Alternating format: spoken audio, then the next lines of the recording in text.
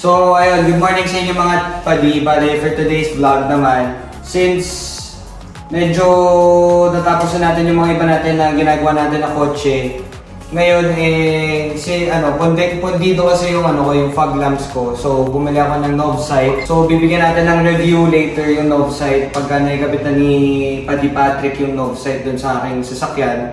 So right now ngayon, kinakabit niya, nag-wiring siya. Actually, plug and play lang naman yun. Kaya lang kasi hindi may pasok yung bumbilya kasi meron siyang fan sa likod. So pinatanggal ko lang yung cover sa likod ng fog lamps ko.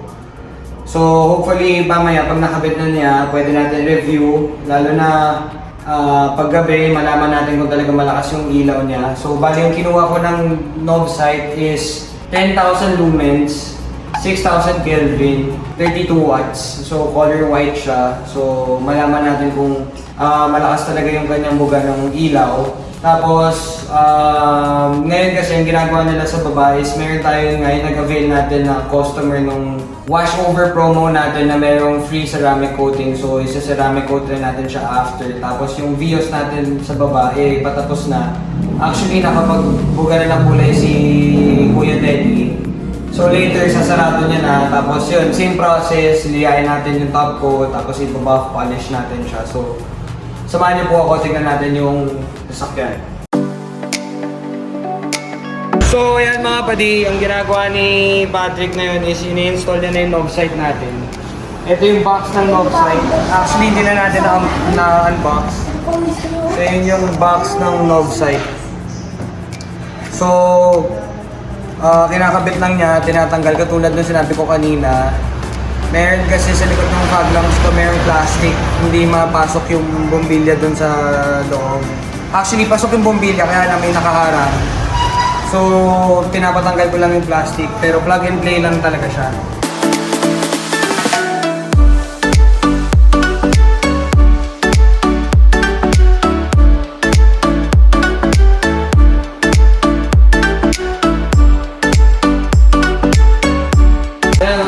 Promote ka ng vlog mo, buddy! Pag-promote mo!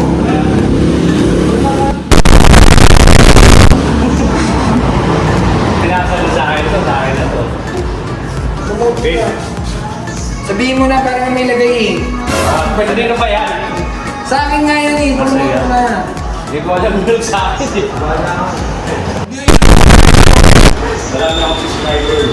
Oo, tatatlo, tayong tatlo lang yun nandun Buti pa yung bata, nakasampu 11. Oo, 11. It's the motherfucking Eagle Double G. Snoop Dogg! Ruben! Ano ka ngayon, Ruben? So, ayan mga pagi, bali kakatapos lang namin kumain at mag-coffee. Tapos, nagkaroon kami rin ng meeting. So, dito sa Pampanga branch natin, bali, i-start na rin natin yung paint center natin. So, magkakaroon tayo ng paint center. So, open yung shop natin sa mga ibang shops na nag-paint rin. Especially yung Aikka kasi as of now, as of the moment, ang alam ko, kami yung una pa lang na nag-carry ng Aikka na brand ng paint dito sa Pampanga.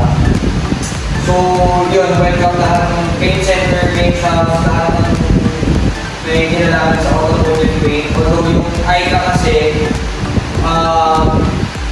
hindi lang siya automotive paint. So, kung i-explain ko sa inyo na mas malalim, bali yung Aikka kasi,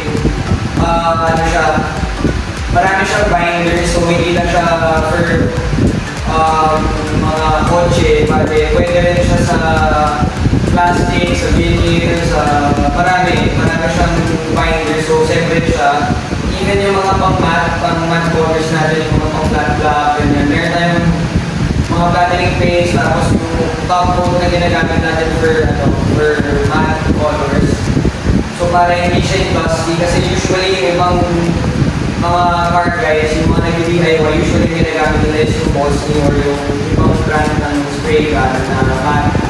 Para magkaroon sila ng matte finish. So, pagka maalig ako kasi usually kumakapag talaga ako doon, bawal is yung mat here para hindi siya makalikot-ukit. Tapos, ayun nga, sabi lang din nila pag ni Pat, nakabit din yung Novsight. So, magkakaroon din kasi tayo ng Novsight dito. Actually, may accessories tayo. So, magkakaroon tayo ng Novsight. So, tinesting ko muna siya sa sakyan ko. Papakita ko sa inyo, pagbaba ko later. Papakita ko yung difference ng Novsight, pati kung ano yung difference yung HID. Papakita ko yung sample sa inyo. Tapos, yun nga. So, usually kasi lahat ng products or accessories natin is pinatry muna natin. So, papakita ko na sa inyo after nitong isang bababa tayo na papakita ko sa inyo. So, paulit-ulit na lang ako. Pero yun nga, tinitesting natin muna lahat ng products. So, before natin i-release. So, madami na yung natin yung mga suppliers natin. So, ayun, meron tayong Ecos, Metal Box, SC Suspension, KW, Motol, Aikka. So, hindi lang rin kami yung shop na nag-cater para sa mga high-end na kotse or mga sports car. Actually, lahat tinatanggap natin. Wala naman, basta lahat ng kotse o pwede naman magpatawa sa akin. And, huwag kayo ma-intimidate kasi hindi naman kami mahal na yun. Ano lang siya, maganda lang yung shop, pero presyong tanya lang pero bawang kasa. So, ayun, samahan niyo ako, mababa na ako, tapos makikita ko sa inyo yung Novsight na tinagin natin sa kotse ko. So, tara! Let's go! Let's go!